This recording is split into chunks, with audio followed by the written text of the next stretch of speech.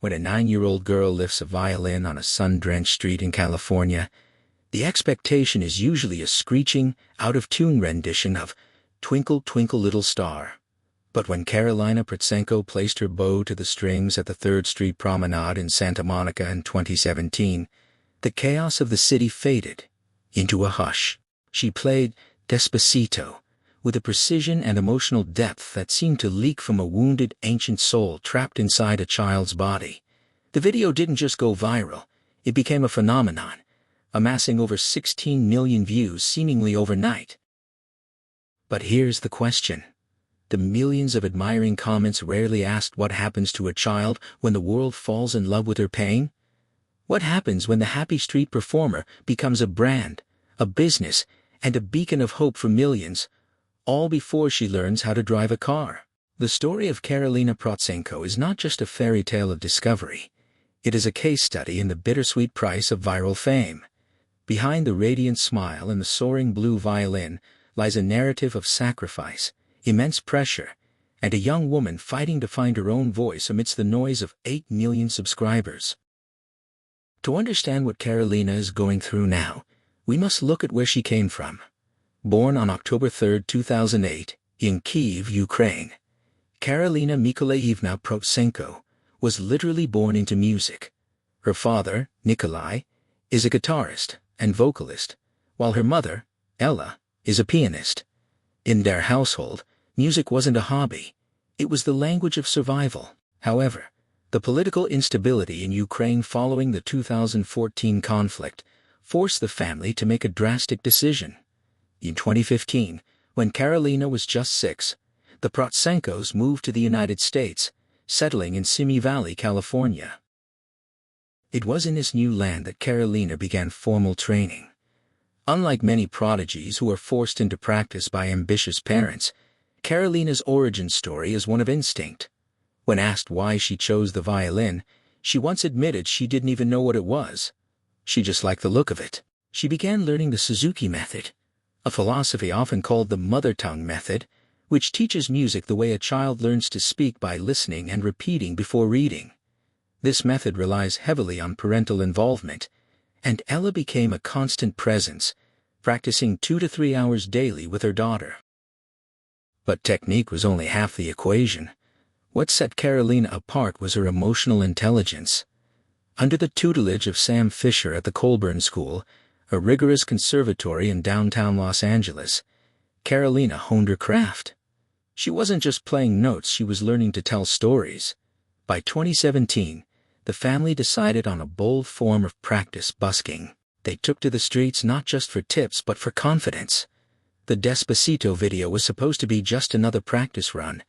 Instead, it turned their living room concert into a global stage.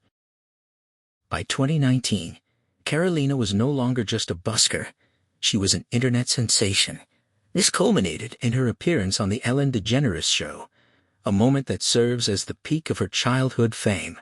Walking onto the stage with her signature blue violin, she performed a cover of Post Malone's Sunflower. The performance was flawless, a mix of pop sensibility and classical rigor. However, the what really happened pivot occurs backstage and in the aftermath. Ellen gifted her a custom-made violin and a bucket of $1,000 in cash. To the audience, this was heartwarming, but for Karolina, it was a baptism by fire into the entertainment industry. This appearance signaled to the world that she had made it. Consequently, the expectations skyrocketed. This period marks the transition from play to work, where once she played for the joy of seeing a stranger smile, she now played for retention rates and algorithm optimization. The family's YouTube channel, managed by her parents, became a machine. While her father filmed and edited, her mother managed the brand deals. Karolina, still a child, was now the CEO of a multi-million-view corporation. She began learning songs by ear at a rate of 2 per week, amassing a repertoire of over 250 songs. The innocence of the street was replaced by the efficiency of the studio. When the COVID-19 pandemic hit in 2020, the streets of Santa Monica fell silent. For a performer who thrived on the immediate feedback of a crowd, this was a psychological earthquake. However, it also forced a change in Karolina's artistic direction. Without the foot traffic, she began performing from her living room, but more notably, she began using her platform for something bigger than herself.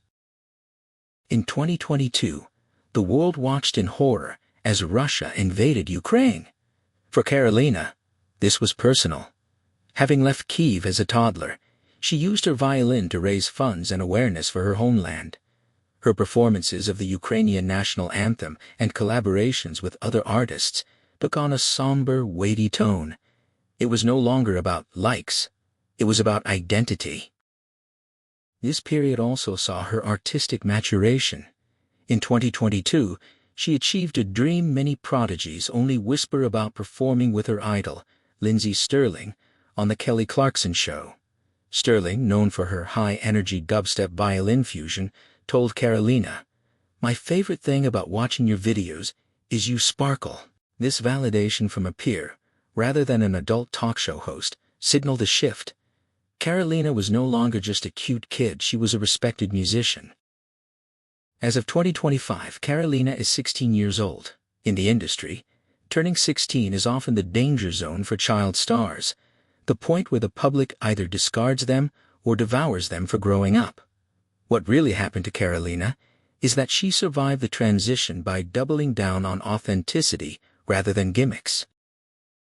Recent analyses of her career show a strategic shift away from pure viral pop covers. In 2023, she made her formal orchestral debut with Orchestra Nova La, performing Mendelssohn's Violin Concerto in E minor. This was a critical move. She was proving that she wasn't a product of auto-tune or editing software. She was a classical violinist of serious caliber. In 2024, she participated in a masterclass with violinist Jennifer Koh at the Colburn School, diving deep into the technical nuances of the concerto. Furthermore, in July 2025, Karolina announced a significant rebranding. She will now perform under the stage name Karolina Rose. This name change is the most critical piece of evidence in answering what happened. Rose suggests a blooming, a maturation, and a desire to shed the infantilized image of little girl with blue violin. It is a declaration of artistic independence. While the blue violin remains iconic, Karolina Rose is a young woman taking control of her narrative. So, what is the truth behind the smile? Is Karolina Protsenko happy, or is she exhausted? The evidence suggests she is both. The financial success is undeniable.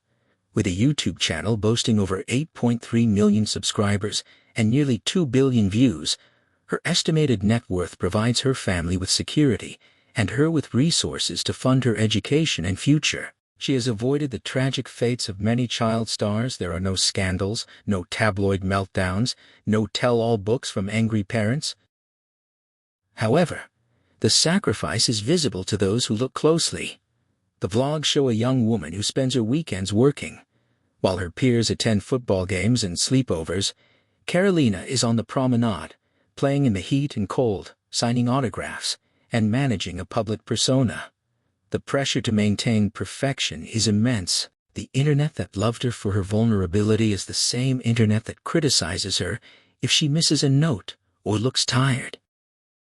Yet, unlike the tragic reference points of the past like Judy Garland or Britney Spears, Karolina has her family as a buffer, not a cage. Her parents are musicians, not opportunists. They have kept her in school, kept her in formal training, and allowed her to evolve. The what really happened story is still being written. It is not a tragedy, it is a test. The question for Karolina Rose is whether she can reconcile the prodigy of the past with the artist of the future.